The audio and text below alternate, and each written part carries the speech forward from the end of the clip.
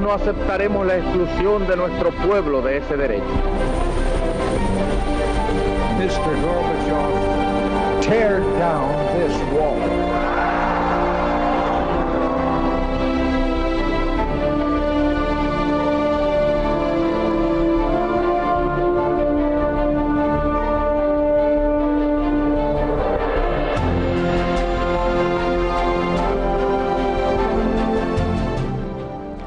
Buenas noches, señoras y señores. Bienvenidos a estos tiempos modernos de Intereconomía. Pregunta que todo el mundo se está haciendo. ¿Qué le pasa a los Estados Unidos o qué les pasa a los Estados Unidos?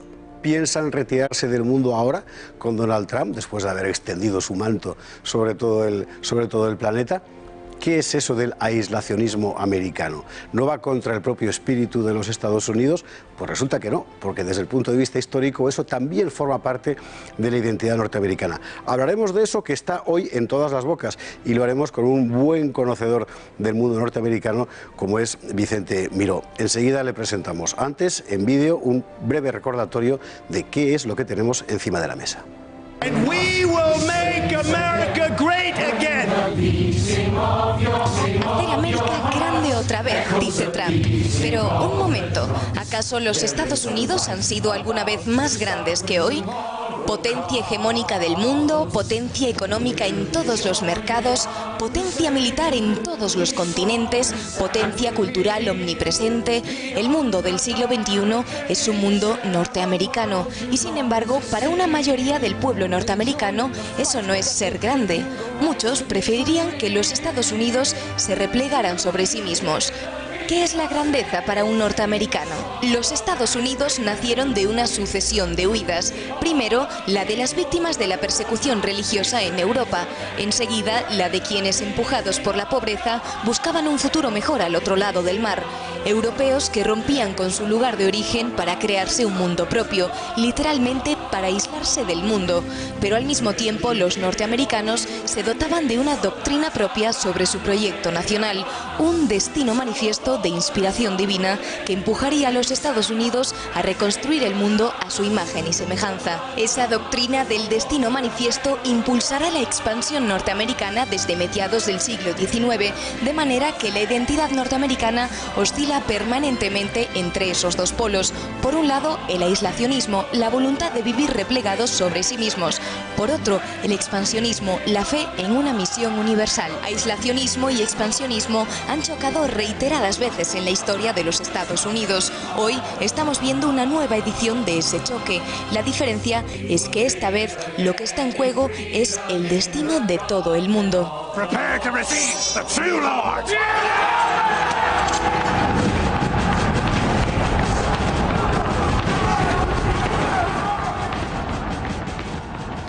Don Vicente Miró, muy buenas noches. Buenas noches. Acabarán a palos como en esa escena de Gangs of New York con la que hemos cerrado este vídeo, porque nadie lo hubiera podido decir hace apenas 2 años y anoche mismo en Berkeley realmente vivimos una escena de Gangs of New York. Desde luego, creo que efectivamente acabarán a palos, pero esa es la tradición genuinamente americana. Es una tradición de mucho enconamiento político, donde esas dos tendencias han coexistido desde el mismo momento de la fundación de las colonias.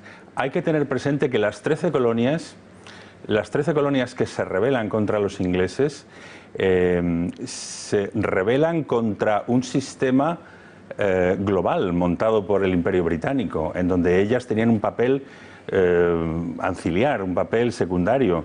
Es decir, no estamos hablando de un imperio como el español que desarrolla integralmente los territorios, sino estamos hablando de una metrópoli que utiliza instrumentalmente sus colonias.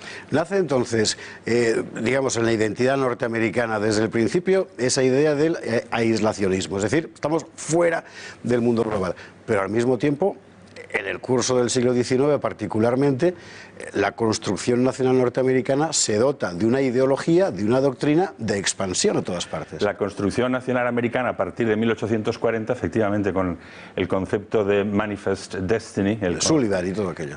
Sí, Monroe y toda la ideología para abarcar el subcontinente de costa a costa, naturalmente depredando lo que había los restos de Nueva España, en ese momento en manos de, en un primer lugar, la Luisiana, con la compra que hacen a los franceses, y posteriormente con la toma de California y de Texas mediante artimañas que no se pueden calificar sino de torticeras, ¿no? Efectivamente, hay un cierto expansionismo, pero yo creo que el momento fontanal, el momento troncal americano es indudablemente aislacionista. Pero tú piensas que esas colonias se nutren precisamente de todos los desafectos de la tremenda represión que se realiza en Inglaterra a partir del cisma, que es un gran tapado de la historia que no se menciona habitualmente. Hablamos de decenas de miles de muertos, efectivamente. Y una represión brutal. Entonces, ese es el núcleo del aislacionismo. ¿Puede decirse que no estamos entonces, cuando hablamos de aislacionismo, ante un determinado fenómeno histórico que pasa, sino una constante de la mentalidad norteamericana? Es una constante, es una especie de doble cara, ¿no? Es Dr. Jekyll y Mr. Hyde, ¿eh?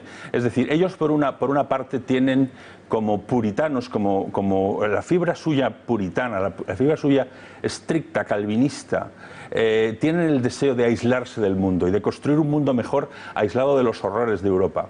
Y luego, por otro lado, tienen el deseo universalista de difundirlo a todo el mundo, o más bien imponerlo a todo el mundo.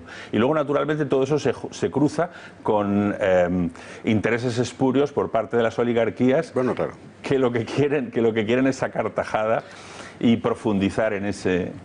En ese sentido, la fase propiamente expansionista empieza a nuestra costa en 1898, de Cuba a Filipinas, había comenzado antes, y dura en realidad hasta hoy, hasta los últimos años. Sí. ¿Se puede decir que hemos vivido una fase expansionista continua por los Estados Unidos que hoy se frena con la llegada al poder de un hombre que viene a representar el viejo fondo aislacionista, o eso es demasiado simple? Bueno, en mi opinión habría que matizarlo, porque sí que es verdad que en la década de 1890, dijéramos, Estados Unidos se lanza al universo mundo, ¿no? Deja esa expansión propiamente americana, trasvasa los límites y ya empieza a prodigarse, y el principal víctima viene a ser de nuevo España y los restos del Imperio Español. Pero hay retrocesos en esa tendencia. Hay retrocesos. Primero, la Primera Guerra Mundial apenas con calzador consigue Woodrow Wilson meter a Estados Unidos dentro de... Hay una... Las malas lenguas dicen que fue obra de una obra forzada de un tal Untermeyer, que fue allí a Woodrow Wilson con el cuento de que su mujer había... de que él iba a exponer a su mujer una serie de infidelidades de Woodrow Wilson, etcétera, etcétera.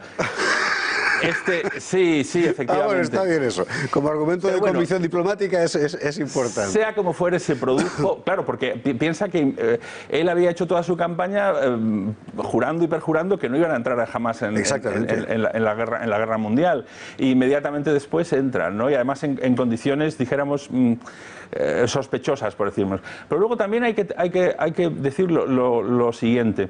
En el periodo entre guerras hay un momento en el que ellos vuelven a replegarse sobre sí mismos. Absolutamente, y el principio de la época de Roosevelt efectivamente es de repliegue, es aislacionista. Efectivamente, incluso consideran a Inglaterra como su principal enemigo otra vez. Y hay un documento muy interesante, redescubierto en 1970, que es sobre planes para defender el suelo patrio en contra de los ingleses. En contra de los ingleses, ¿no? Podemos decir que será una simplificación seguramente, pero por eso te lo pongo encima para que tú me lo corrijas. ¿Podemos decir que el pueblo en general en Estados Unidos tiene un fondo de carácter aislacionista y las élites, por el contrario, tienen un ánimo de carácter más expansionista?